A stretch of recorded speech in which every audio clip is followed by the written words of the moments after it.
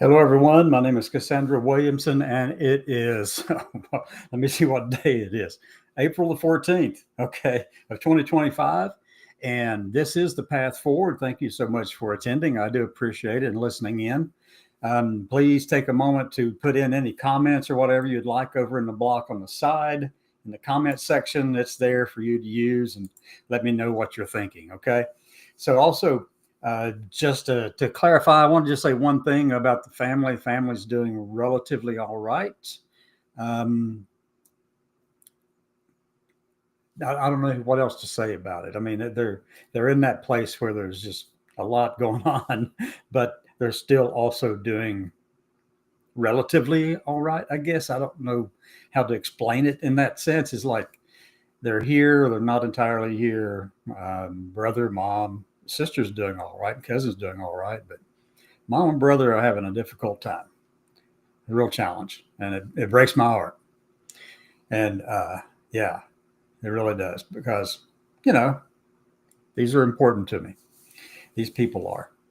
So tonight's show, though, I want to go into a couple of different things. So the first thing is we did have President Trump and President Bukele of El Salvador meet today. And you would think they'd be talking about tariffs and trade. And they did mention some stuff about things like that. And they talked about, illegal immigration into the United States and all this kind of thing. And I mean, that did come up.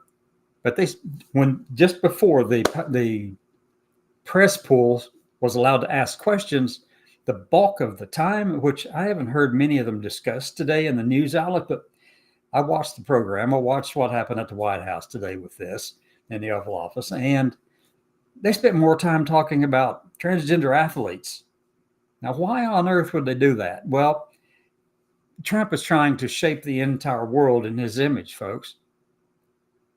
He kept asking President Bukele if he agreed that biological men should not participate in women's sports. But that's never the end of it. That is never the end. That's never the end game. That's just one little rung along the way, folks. And that's what that's what's happening. He's trying to do this in South America and Central America and stuff like that. Trump wants to be able to influence everything in the globe, around the globe. And he's had a lot of help over the years, folks. A lot of help, because you had Alliance Defending Freedom and different ones who were going around the world already and doing these kind of things and telling leaders and people in different countries, and Viktor Orban, I mean, he's a big fan. Yeah, a lot of this stuff is springing from us here, pushing back against everything to do with, recognizing minority identities, anything like that. That's what they've been doing. They're building up this big thing, and President Trump brought it up today with President Bukele and of El Salvador, and they just talked. He talked mostly. Trump, how Trump is. He just likes to talk. He bloviates constantly. At least that's what he does when the camera's in his face. I don't know what he does behind the scenes, but anyway, you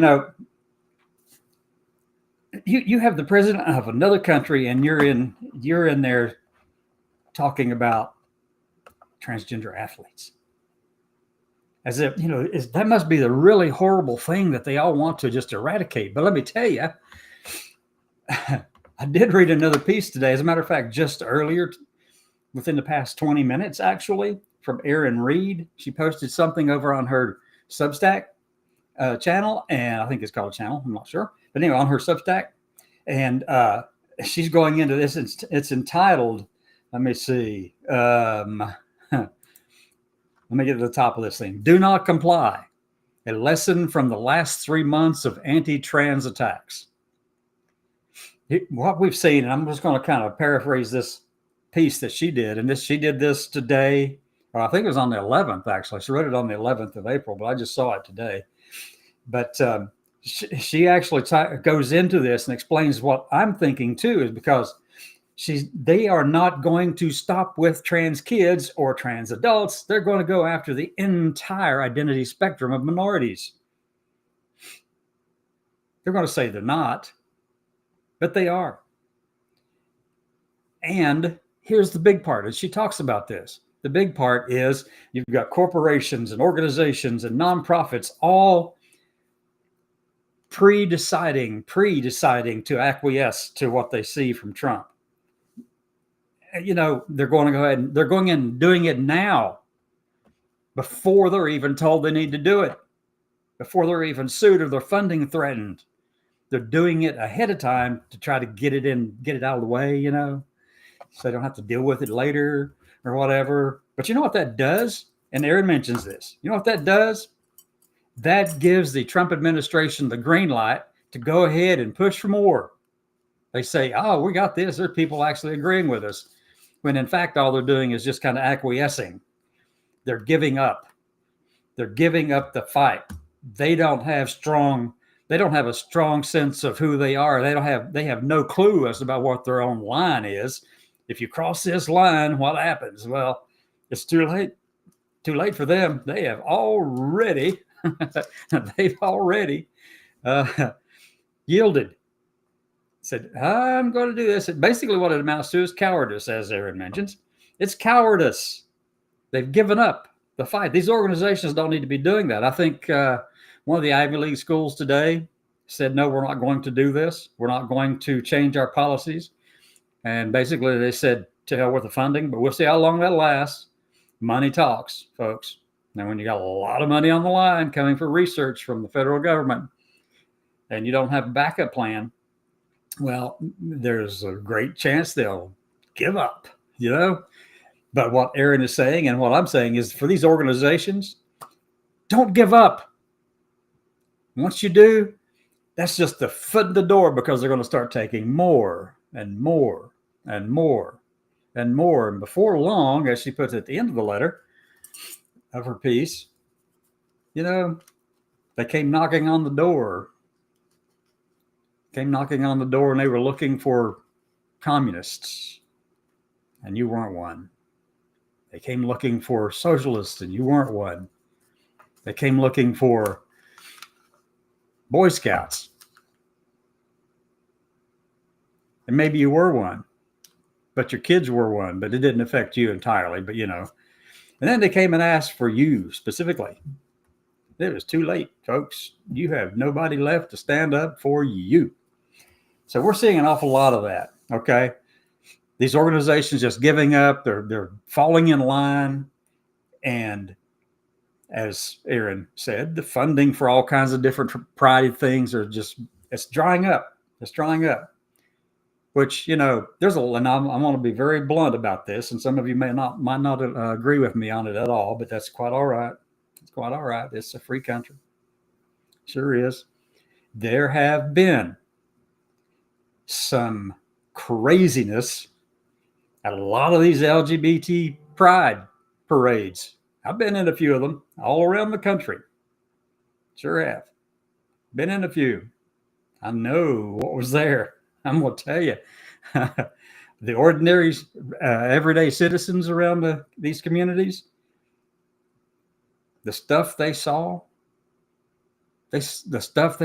from our community in their community, it's appalling. It really is. It's totally appalling. Stuff you wouldn't want anyone to see. And it's out here in public. Now, I'm not calling for people to stop the pride parades. I'm not. What I'm saying is we have got to police ourselves, folks. We've got to start doing the things that will help get us over this hump and through it. We've got to survive through all of this stuff. Not just survive, but thrive. We have got to figure out a way to police ourselves and make sure that, we're living up to the standard that we expect of ourselves and everyone else around us. I've got high expectations of myself. I'm not going to do some crazy stuff. I'm not going to go out here and do that. And if anybody out here is shooting up Teslas, or I don't know if they're still doing it or not, but whatever, I'm calling you out. I'm going to help them arrest you.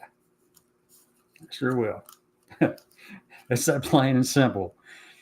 And, if you're doing violent things and you're doing it under the label of one of these minority identities, then we should all call you out on it. If you're doing violent things and ugly things and you're doing stuff you should not be doing around children, for instance, then you should be pointed out.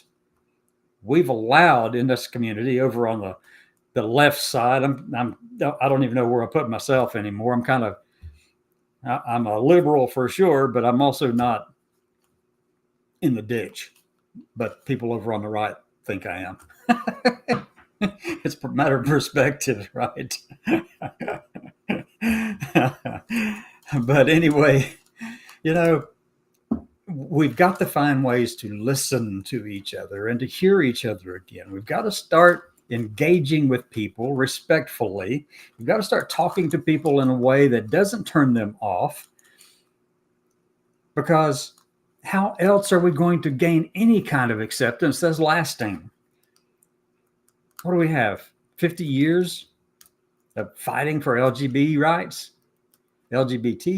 rights, 50, 60 years, 70 years, fighting and fighting and fighting, and it's wiped away. One fell swoop by one president, okay? Backed by these massive organizations that already despise us, like the Alliance Defending Freedom, the Heritage Foundation, the Family Research Project or Council or whatever it's called, all of these things, Eagle Forum, all of them. They really don't want us around. And the people running the present government, our current government, they don't want us around either. Nope. They do not. So there's been a lot going on. I think, what did the stock market do today? Did it close up? Anybody know what happened? Did the stock market close up a little bit today? Let me go over and look and see. I think it did. But it's in that cycle where we're like, in a 90-day grace period. We're just hanging out.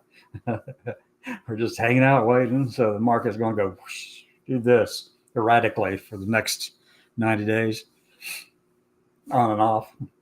Yeah. Well, all of that stuff is cyclic. You all just let it go, let it ride through whatever you got to do, but you will get to the other side. Now, the path forward, again, let me just reiterate something. Stand up for yourself, draw your line in the sand, and don't back down. But if you're already drawing that line in the sand, but you've already stepped across it, some of these organizations and companies or whatever, you have basically shown this authoritarian regime or government that's running our country now that it's all right with you. So get out and do something if you can. Do it safely, smartly. And with that, I'll see you tomorrow evening.